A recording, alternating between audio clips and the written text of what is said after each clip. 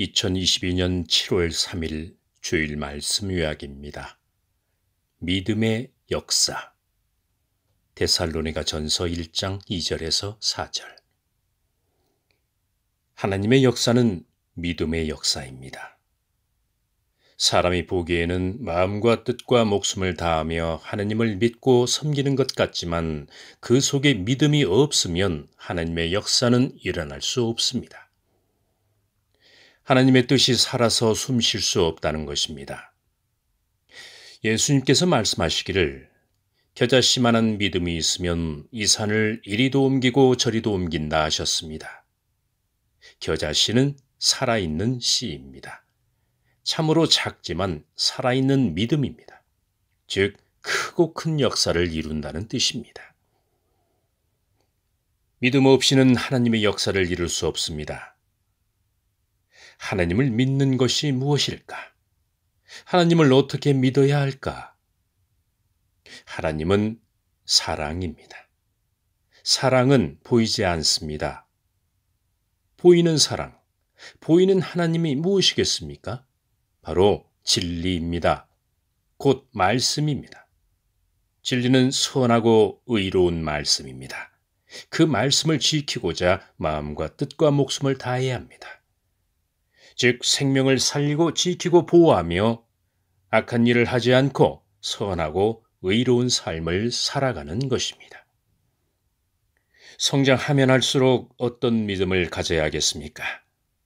입에서 좋은 말씀이 선포되어야 합니다. 힘 있는 말씀이 선포되어야 합니다. 상대에게 힘을 줘야 합니다. 힘없는 사람들에게 희망을 주고 꿈을 심어주어야 합니다. 허물과 단점이 없는 사람은 없습니다. 그것을 보고 심판하는 심판의 역사를 쓰는 것이 아니라 장점을 살리고 하나님의 뜻을 잘 받아들일 수 있도록 도와줘야 합니다. 인생을 포기하지 않도록 도와줘야 합니다. 처음부터 성장한 사람은 없습니다. 우리는 배우면서 어른이 됩니다. 그래서 어른은 인생이라는 역사를 알고 있습니다. 어떤 마음을 먹고 어떤 말을 해야 어떻게 행동하며 살아야 잘 된다는 것을 알고 있습니다. 그러니 약자를 도와줘야 합니다. 이처럼 힘이 많은 국가는 제국주의 사상을 버려야 합니다.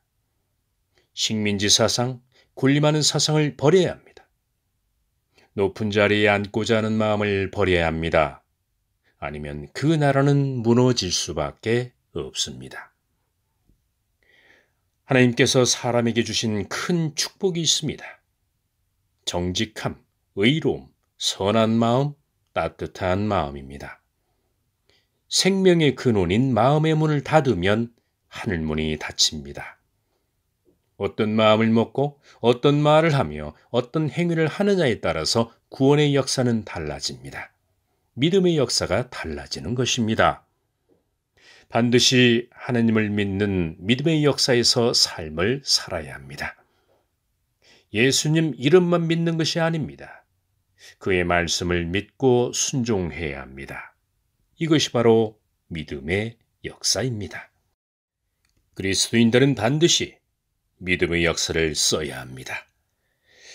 이번 주 말씀은 믿음의 역사입니다.